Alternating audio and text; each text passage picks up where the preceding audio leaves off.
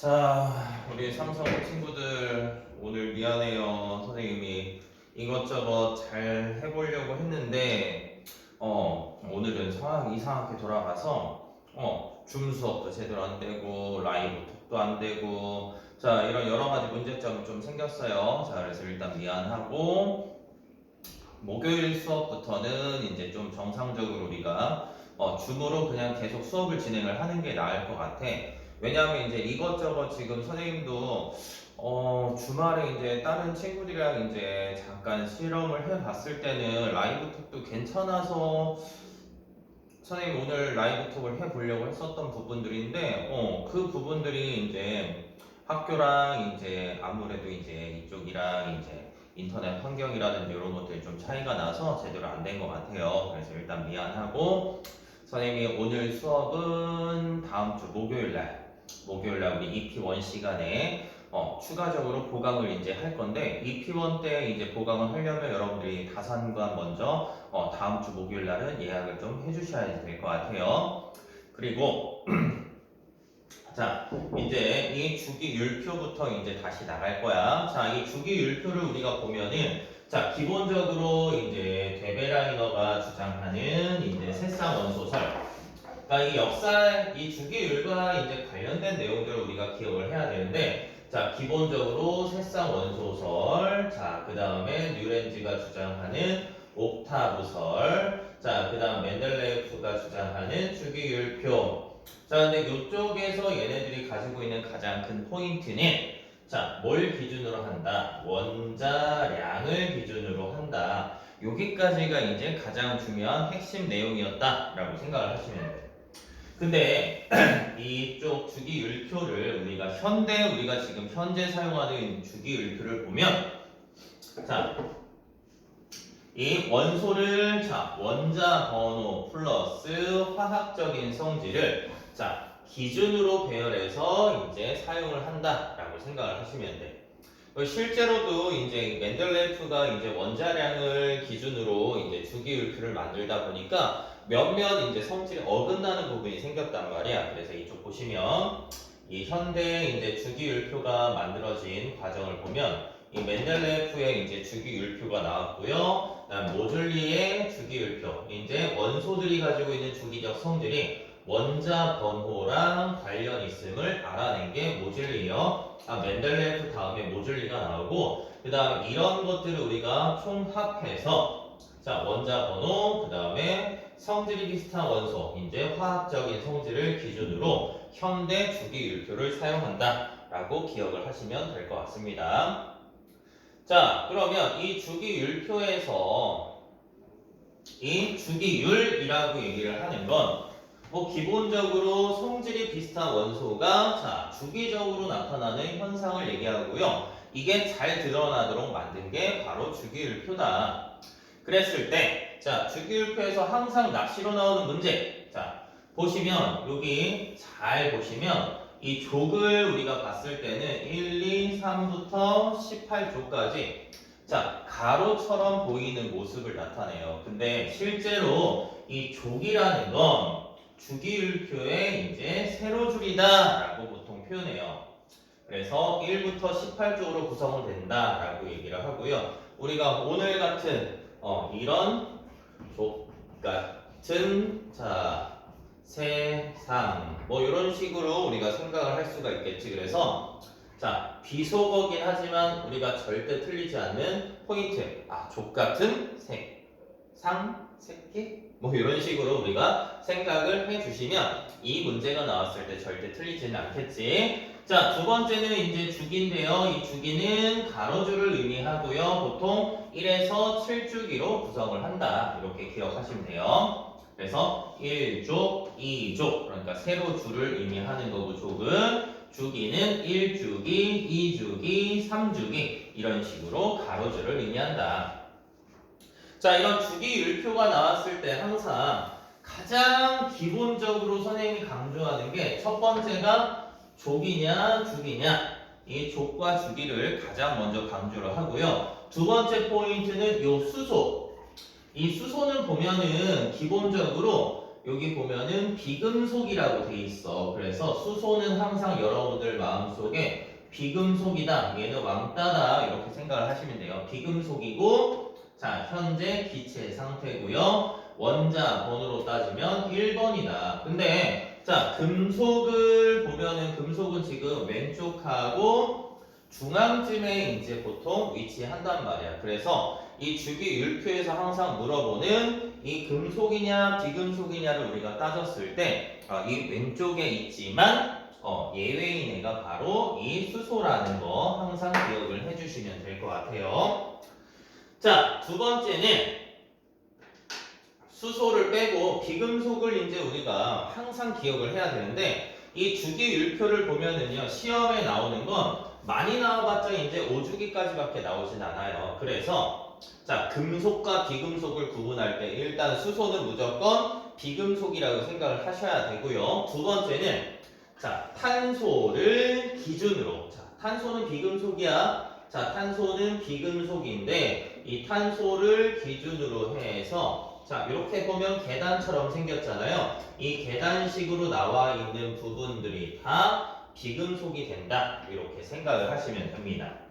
그리고 너무나 당연한 부분인데 1번부터 원자 번호 1번부터 20번까지는 이 칼슘까지는 무조건 주기율표를 기억을 하셔야 돼요. 근데 선생님 여기 4주기 원소 보면은요 3족부터 12족까지는요 얘네들은 어떻게 하나요? 라고 얘기를 하는데 실제로 얘네들은 신경을 전혀 쓸 필요가 없죠. 왜? 우리가 쓰는 주기율표에서는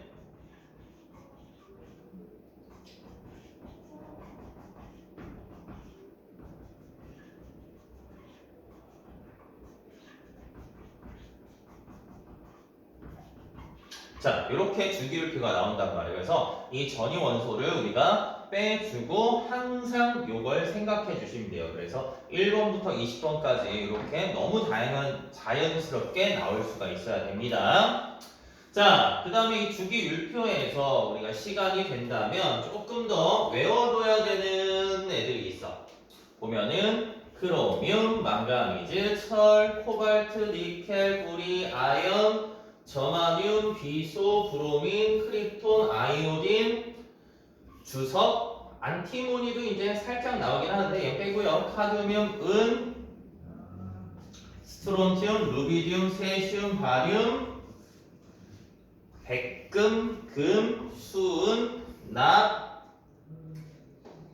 뒤에 보면 원자 번호 92번인 우라늄. 그러니까 우리가 보통 자연계에서 만드는 가장 무거운 원소를 대중적으로 표현했을 때 우라늄까지 만든다라고 생각을 해주시면 될 것 같아요. 자, 두 번째. 선생님 지금 여기 주기율표를 보면은요 얘네들의 상태가 여러 개가 나와 있는데 자, 수은, 브로민 별표. 왜냐하면 수는 지금 실온에서 액체 상태야. 그러니까 보통 20에서 25도, 15도부터 25도 사이라고 얘기를 하는데 문제마다 약간씩 다르지만 일반적으로는 20에서 25도 이렇게 표현을 해요. 수는 액체 상태고요. 브로민도 액체 상태예요. 근데 선생님 주기율표상에 보니까 코페르니슘도요 액체 상태로 되어 있는데 얘는 우리가 시험 문제에 항상 빼버려요. 그래서 이 액체 상태인 애는 두 가지 정도로 이루어져 있다. 이렇게 보통 표현을 합니다. 그래서 요 내용들은 항상 잘 기억을 해 주셔야 됩니다.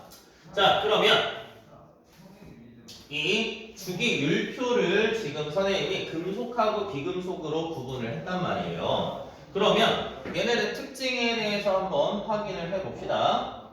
자, 원소는 성질에 따라서 금속이냐 비금속이냐로 구분을 한다. 이 금속은 주기율표상에서 자, 대부분 왼쪽이나 가운데에 위치한다라고 표현했어. 그럼 여기서 대부분이라고 표현한 건 누구 때문에? 수소 때문에 자, 대부분 왼쪽하고 가운데에 위치하고요. 자, 비금속도 대부분 오른쪽에 위치하는데 얘도 마찬가지로 수소 때문에다 라고 생각을 하면 돼. 자, 우리가 금속 하면은 제일 비싼 금속 우리가 일반적으로 생각했을 때 금이 있죠? 금 같은 거 생각하시면 돼요. 자, 그래서 금은 광택이 있고요. 자, 비금속은 광택이 없습니다. 자, 열이나 전기를 잘 전달해요, 금속은요. 그래서 이 반도체나 이런 것들 만들 때 우리가 금으로 이제 도금을 하는 경우들이 있어요. 그래서 이 도시 폐광 산업이라고 해서 이 휴대폰이나 컴퓨터 이 속에 들어있는 반도체를 녹여서 그 속에 있는 이제 금을 채취하는 방법들도 존재를 하죠. 그래서 뭐 가끔 뭐 우리 집이나 뭐 아파트나 뭐 이런 데 보면은 또는 아니면 시골 이런 데 보면은 가끔씩 고장난 컴퓨터, 휴대폰 삽니다. 뭐 이런 식으로 이제 나오는 그런 것들이 좀 있어. 그런 것들이 바로 이 전기가 잘 통해서 우리가 금을 사용하기 때문에 그런 겁니다. 자, 비금속은 열과 전기가 잘 전달되지 않는데, 자, 예외가 있어요. 자, 흑연. 자, 흑연은 항상 제외가 된다. 그래서 우리가 초딩 때 보통 이 샤프심 있죠? 이 샤프심에다가 이제 전원을 연결하면 전기가 흐르는 걸 확인할 수가 있고요. 자, 실온에서 얘네들은 고체, 금속은 대부분 고체인데 비금속은 기체나 고체 상태야. 근데 수는 액체 상태고 브로민도 액체 상태다. 이렇게 표현하시면 돼요.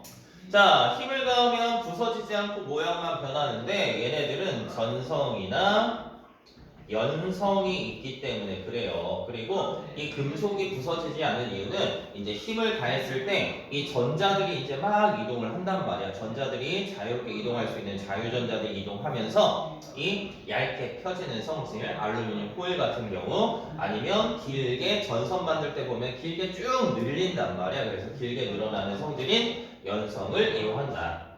자, 비금속은 부서지거나 쪼개지게 되겠고요. 자, 이런 금속은 철금, 알루미늄 뭐 이런 것들 대표적으로 얘기를 할 수가 있겠죠. 자, 마찬가지 비금속은 탄소, 헬륨, 수소 뭐 이런 것들로 활용을 한다. 자, 여기까지는 보통 구분하는 문제들 한 문제 정도 나오는데 우리 삼성고에서는 안 나오는 경우들이 좀 있어요. 근데 올해는 또 어떻게 될지 모르지. 근데 확실한 거는 기본적인 개념을 물어봤을 때는 항상 금속이냐 비금속이냐 이걸로 구분을 합니다. 자, 그러면 이제 우리 앞에서 이 주기성이 나타난다 라고 얘기를 하고요. 지금 배우는 단원 자체가 주기율이란 말이야.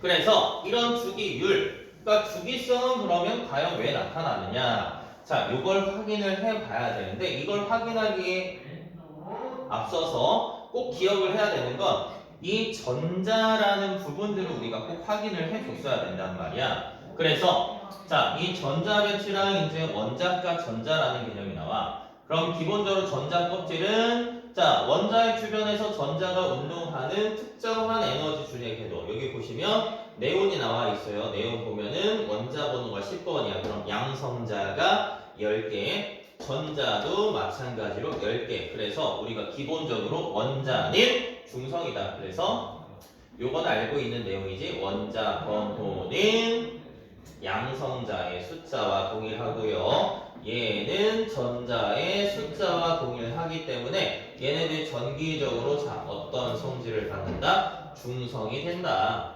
자, 그래서 이 원자 번호가 10번이니까 양성자 10개, 전자도 하나, 둘, 셋, 넷, 다, 일곱, 여덟, 아홉, 10개 이렇게 돼서 플러스 10, 마이너스 10 하면 0. 그래서 중성이 되는 겁니다.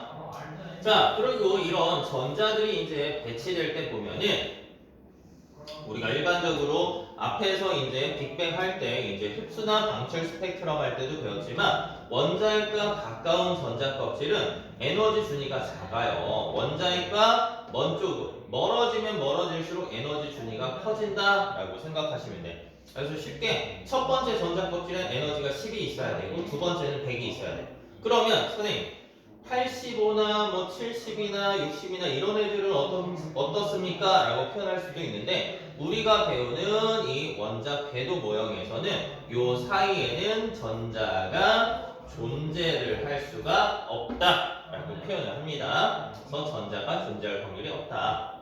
자, 그리고 이 전자를 배치할 때 보면은 항상 바닥 상태, 우리가 바닥 상태라는 건 이 원자들이 이제 에너지를 가지고 있는 상태 중에서 가장 낮게 에너지를 가지고 있어. 가장 낮다라는 건 조금 안정적이다라고 생각을 하시면 돼. 그래서 가장 낮은 에너지를 갖는 상태에서는 에너지 준위가 낮은 전자 껍질부터 차례로 채워져요. 그래서 보면은 자, 헬륨이다. 헬륨부터 봐봐. 헬륨 원자 번호 2번이고요. 전자가 두 개가 차 있어. 그럼 첫 번째 두 개 찾고요. 얘도 마찬가지 첫 번째 두 개 차네요. 두 번째랑 세 번째 전자 껍질에는 최대 8개의 전자가 배치되는데 그런 규칙을 우리가 옥텟 규칙이라고 표현을 하고요. 숫자로는 2, 8, 8을 만족하면 된다. 그래서 이렇게 첫 번째 전자 껍질에 두 개.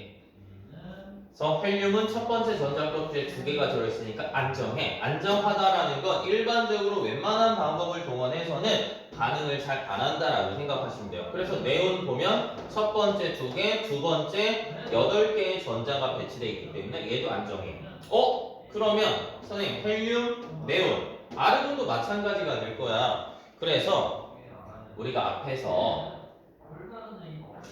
자, 요 18조 원소, 여기 있는 18조 원소를 다른 말로 뭐라고도 표현하냐? 비활성 기체다라고 표현해. 왜냐하면 얘네들은 다 기체 상태거든요. 근데 활성화가 되지 않아요. 다른 애들이랑 잘 반응을 거의 안 한다라는 소리야. 그래서 왜 안 하는지 우리가 살펴봤더니 전자 배치 자체가 굉장히 안정돼 있다. 우리가 굳이 안정돼 있기 때문에 모험을 하지는 않는단 말이에요.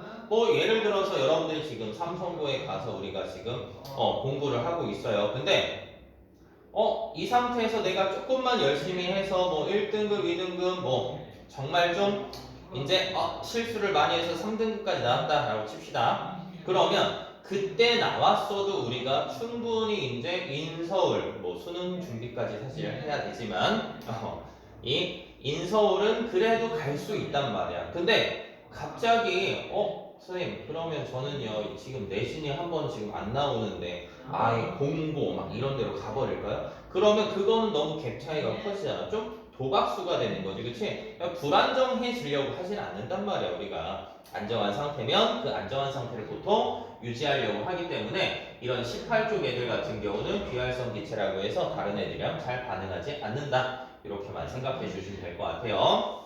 자, 그러면 왜 주기성이 나타나는데 선생님 지금 전자 배치만 배웠는데 결과적으로 주기성은 왜 나타납니까? 라고 얘기를 하는데 요것까지 이제 정확하게 기억을 해줘야 돼. 자, 원자과 전자라는 단어가 나와요. 자, 원자과 전자는 원자의 전자 배치에서 자 가장 바깥 전자 껍질에 채워진 전자. 근데 실제로는 요 단어만 사용하면 우리가 뭐라고도 쓸 수 있냐면 최외각 전자라고도 표현을 할 수가 있어요. 그래서 일부 책이나 이런 것들 보면은 원자과 전자랑 최외각 전자를 비슷한 개념으로 사용하는데 자 사실은 정확한 개념은 뭐냐? 화학 반응에 참여하고 플러스 가장 바깥 전자 껍질에 채워지는 전자를 우리는 원자과 전자라고 의미합니다.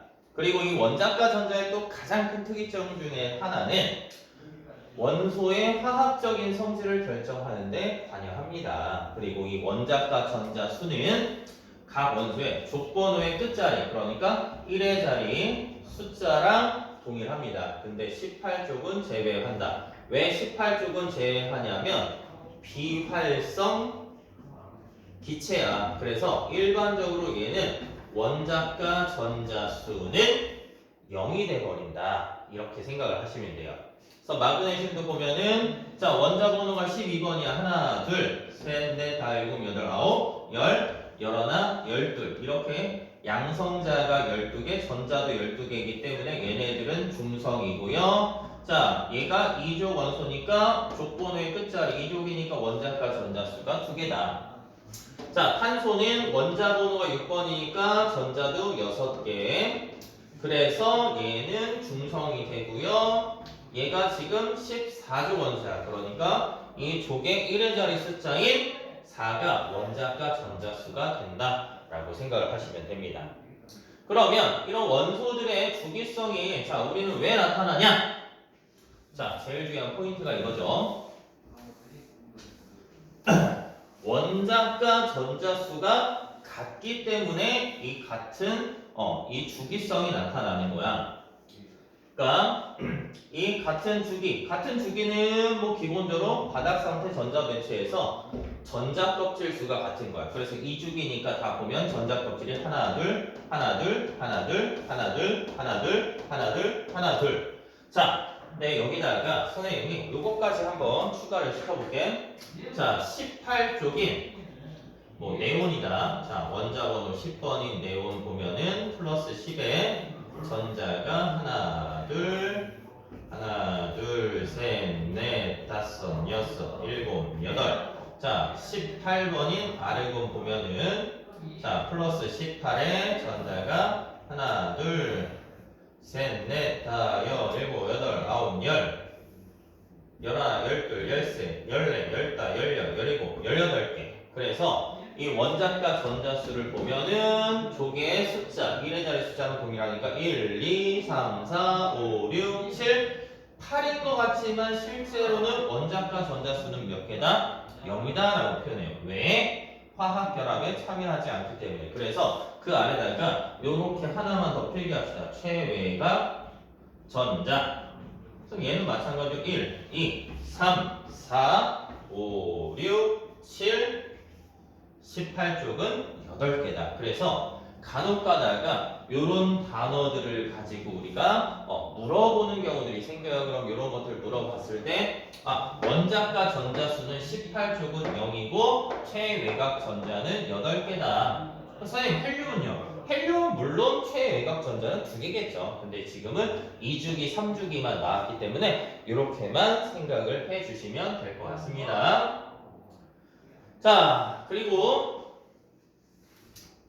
원소의 주기성이 나타나는 이유. 그래서 선생님 결과적으로 이제 원소의 주기성은 왜 나타납니까? 라고 얘기하면 자, 원자과 전자수가 주기적으로 변하기 때문이다 라고 서술을 하시면 돼요. 근데 우리가 자, 삼성고인 걸 잊어서는 안 되는 이유가 이렇게만 만약에 주기성이 왜 나타나냐, 원소의 주기성은 왜 나타나냐 라고 물어봤을 때 이렇게만 간단하게 쓰면 틀려버린단 말이야. 그러면 실제로 우리가 삼성고 만약에 서술형 답을 써야 돼. 그러면 여기다가 뭘 추가적으로 집어넣어야 되냐, 이 부분을 추가적으로 집어넣어야 돼.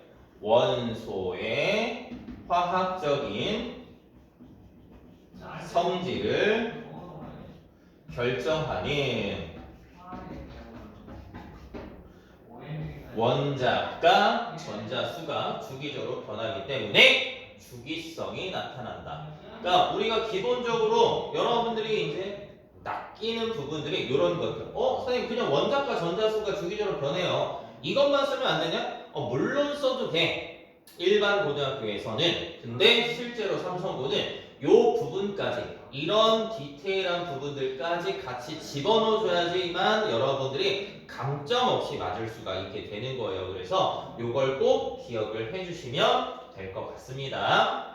자, 그리고 우리가 같은 쪽 원소, 같은 쪽이다. 우리는 동족이라고 표현하잖아. 마찬가지예요. 얘네들도 같은 쪽에 속해서 유사한 성질을 갖는 원소가 동족 원소다. 이렇게 생각을 하시면 될 것 같습니다. 자, 근데 이 주기율표에서 선생님이 아까 이 1쪽이랑 이제 17쪽이랑 18쪽 이거 얘기를 하진 않았는데 18쪽 원소들은 비활성 기체라고 표현을 했어요. 그러면 얘네들 중에서 굉장히 중요하게 우리가 생각할 수 있는 부분이 알칼리 금속과 할로젠 원소. 자, 얘네들은 어떤 성질을 가지고 있냐? 자, 이렇게 생각하시면 돼요. 자, 이 알칼리 금속이에요. 자, 얘 제목에서 함정이 항상 생겨나는 거지. 주기율표에 1쪽에 속하는 자, 금속 원소인데 자, 수소를 뭐한다? 제외시킨다. 왜요? 자, 수소는 뭐기 때문에? 비금속이기 때문에 그래서 항상 낚시에 제일 잘 걸리는 거야. 그래서 뭐 리튬이나 나트륨, 칼륨 등이 있어요. 그래서 이 알칼리 금속의 성질, 여기는 무조건 암기를 해주셔야 되겠죠. 그러니까 원자과 전자수가 1로 갔기 때문에 화학적인 성질이 비슷해요. 그래서 얘네들을 가지고 실험을 한번 해봤어. 우리가 일반적으로 이 알칼리 금속 같은 경우는 반응성이 굉장히 큰 금속이에요. 그래서 실제로 이 알칼리 금속을 이렇게 잘라서 이제 우리가 보면 얘네들은 원래는 다 검은색으로 보여. 그래서 실제로 이제 실험을 하는 영상이나 이런 것들을 보면 검은색인 알칼리 금속을 자 칼로 자르면 잘려요. 되게 잘 잘린단 말이야. 왜냐하면 우리가 예를 들어서 자 이게 칼인데 이 칼을 가지고 이런 쇠나 이런 알루미늄을 자르려고 하면 얘네들이 절대 잘리지 않거든. 근데 이 알칼리 금속은 잘려.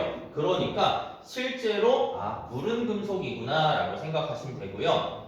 얘네들을 자르고 나면 딱 잘랐을 때는 얘가 금속이잖아. 금속의 특징인 광택이 있는데 이 광택이 나왔다가 금방 사라져요. 그래서 어떤 책에서는 거의 바로 사라진다. 뭐 이렇게 표현을 하는 문제집도 있어. 우리 문제집 같은 경우는 이 알칼리 금속을 자르면 바로 광택이 사라진다. 그러면 그 얘기가 의미하는 거는 그만큼 반응을 빠르게 한다라고 표현을 하면 돼. 그래서 광택이 사라진대. 근데 선생님 잘랐을 때 광택이 사라지면은요. 왜 광택이 사라집니까? 자르면 우리 공기 중에 있는 성분을 보면 공기의 성분을 보면은 질산아이야. 질소, 산소, 아르곤, 이산화탄소인데 질소는 이미 굉장히 안정한 애야. 그래서 얘네들하고는 반응 안 하고 누구랑? 산소랑 반응을 해요. 그래서 산소랑 반응하기 때문에 광택이 사라지고요. 자, 얘는 또 특이한 애가 물하고 굉장히 잘 반응한단 말이야. 그래서 리튬은 잘 반응, 나트륨은 격렬히네. 그 다음에 칼륨은 매우 격렬히. 선생님 리튬은 원자 번호 3번, 나트륨 11번, 칼륨은 19번인데 원자 번호가 커짐에 따라서 반응하는 속도도 굉장히 빨라진다. 또는 반응성이 굉장히 커진다 라고 생각을 하시면 돼요. 선생님 이 물에다가 알칼리 금속을 넣고 그거에다가 페놀프탈레인 용액을 놨어요. 이 페놀프탈레인 용액이라는 건 뭐야? 지시약을 보통 의미하는 거. 선생님 지시약이라는 건 뭐야? 산성이냐, 중성이냐, 염기성이냐를 확인하는 건데 페놀프탈레인 용액은 염기성일 때 붉은색을 띈다. 그러면 이 알칼리 금속을 물에 놓으면 염기성이 되는구나 라고 판단을 할 수가 있습니다.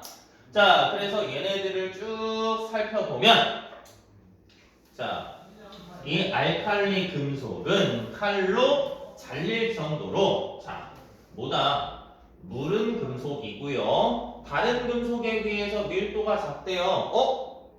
그러면 어떤 내용이냐? 우리가 일반적으로 이런 쇠공이나 쇠칼 이런 것들 어때? 물에다 던지면 물속으로 바로 가라앉는단 말이야. 근데 이 알칼리 금속은 물보다 밀도가 작은 애들이 있어. 뭐 리튬 같은 경우, 나트륨은 거의 비슷비슷하거든요.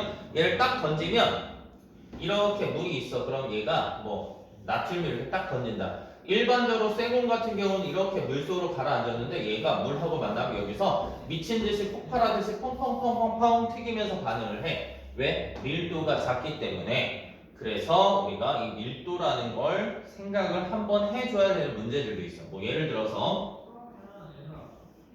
여기다가 물을 집어넣고요. 물 위에다가 기름을 이제 집어넣었어요. 예를 들어서 리튬을 이제 집어넣는다라고 하면 리튬 같은 경우는 이제 물보다 밀도가 작아요. 그러면 얘는 기름하고 물 사이. 근데 기름하고 물, 리튬하고 거의 밀도가 비슷비슷하단 말이에요. 그래서 얘는 이 리튬이 여기 사이에 있어요. 그러면 물하고 반응을 안 하는 경우들도 생기는 거야. 그래서 이 나중에 이런 것들 밀도는 문제에서 항상 주어지긴 하겠지만 요것들을 통해서 얘를 집어넣었을 때 반응을 하냐 안 하느냐 이런 것들도 우리가 생각을 해 주셔야 됩니다. 자, 그러면 두 번째 아까 칼로 자르면 광택이 바로 사라진다라고 했으니까 산소랑 반응했고요. 아까 물에다 넣었을 때처럼 물과 격렬히 반응합니다. 그렇기 때문에 얘네들을 보관을 하고 싶어요. 보관을 하고 싶으면 우리가 어떻게 해야 되냐? 물이나 산소의 접촉을 피해야 돼요. 그래서 석유라든지 우리가 액체 파라핀, 이 액체 파라핀이라는 건 그냥 양초, 녹은 양초라고 생각을 하시면 돼요. 거기다 넣어서 보관하면 물이나 산소를 접하지 않도록 해주겠지.